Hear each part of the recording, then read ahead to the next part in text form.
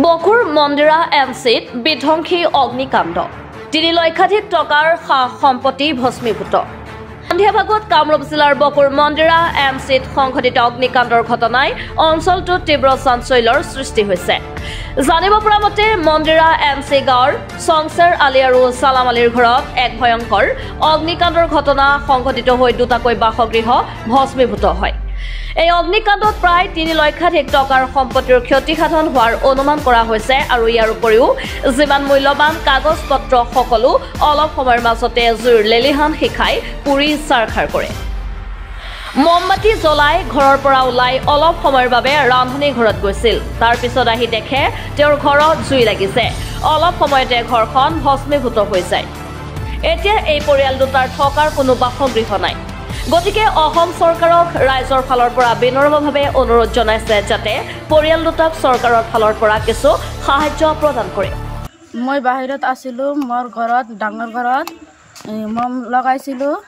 লগাৰ পিছত মই বাহিৰত গৈছোঁ। মইতো নাজানো, ৰান্ধনীৰ ঘৰত আছিলোঁ। ইফতাৰৰ সময়ত সেই ঘৰটোত যাই দেখি আগুন জ্বলি উঠিছে।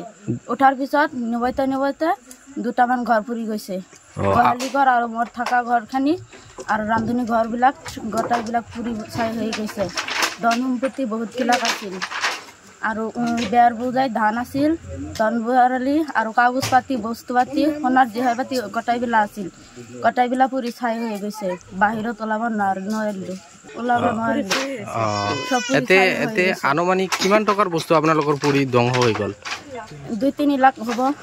২-৩ লাখৰ বস্তু হৈ গ'ল। এতিয়া আপোনালোকৰ আৰু একো নাই? একো নাই।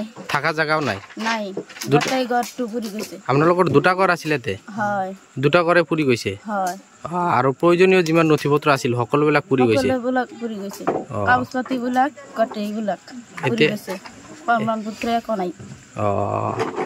এতিয়া আপোনালোকে চৰকাৰক কি জনাব বিচাৰে? চৰকাৰে অনুদান বিচাৰোঁ। মই গৰীব মানুহ, দুখীয়া মানুহ, মই থাকিব নোৱাৰোঁ, কামলা বিচাৰি খাওঁ। এতিয়াতো আপোনাৰ থকা ঘৰো নাই, চব পুৰি শেষ হৈ গ'ল। একো নাই। ইয়াৰ জৰিয়তে চৰকাৰক অনুৰোধ কৰিছোঁ সহায় চাওঁ।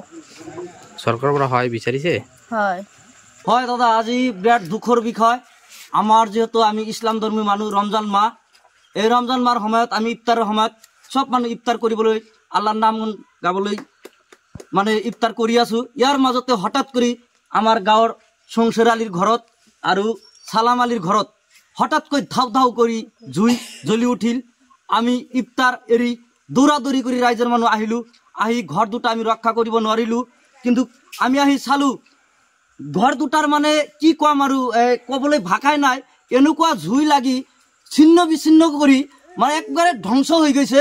পৰিয়াল দুটা এতিয়া ৰাতিপুৱালৈ কি খাব যে সিহঁতৰ খোৱাৰ আহাৰ মানে আমি ৰাইজে সহায় কৰিলেহে সিহঁতে খাব পাৰিব। এই চাগতে এই দুখীয়া পৰিয়ালৰ হৈ আমি অসম চৰকাৰ, হিমন্ত চৰকাৰ মামাক আমি জনাইছোঁ আৰু আমাৰ লোকেল MLA নন্দিতা বাইদেউ তেখেতক আমি অনুৰোধ জনাইছোঁ। আমাৰ এই অঞ্চলৰে যিবোৰ জ্ঞানী গুণী ব্যক্তি আছে সকলোকে আমি আহ্বান জনাইছোঁ। এই দুখীয়া পৰিয়ালৰ ঘৰটো যে জুই লাগি আজি ধ্বংসৰ কবলত পৰিল, এই ধ্বংসৰ কবলত আমি ৰাইজে কিমান আৰু সহায় সাহায্য আগবঢ়াম। গতিকে এই সঠিক তদন্ত কৰি এই দুখীয়া ৰাইজক যদি চৰকাৰে অলপ সহায় সহযোগিতা সাহায্য আগবঢ়ালে হয়, আমি এই মন্দিৰ এনচি ৰাইজে বৰ সুখী হ'লো হয়।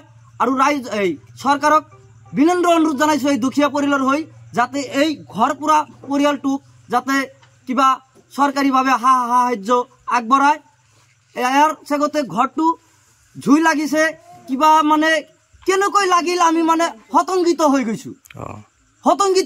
কেনেকৈ লাগিল মানে ভাষাই নাই, কেনেকৈ লাগিল মানে আমি ক'বই নোৱাৰোঁ কেনেকৈ লাগিল জুইটো।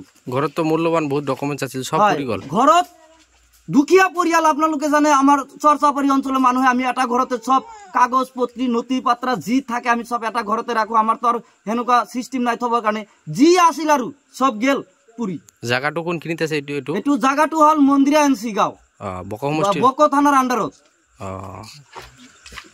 লগতে আমি গাঁওবুঢ়াকো আহ্বান জনাইছোঁ। গাঁওবুঢ়াও এটা সঠিক কালি ৰাতিপুৱা এটা তদন্ত কৰি আমাক যাতে ৰাইজক অলপ সহায় সহযোগিতা আগবঢ়ায় বা চৰকাৰৰ তৰফৰ যাতে আমাৰ SDC বাইদেউক অলপ জনায়। চমৰীয়াৰ পৰা সাইফুল ইছলামৰ ৰিপৰ্ট, এনি লাইভ।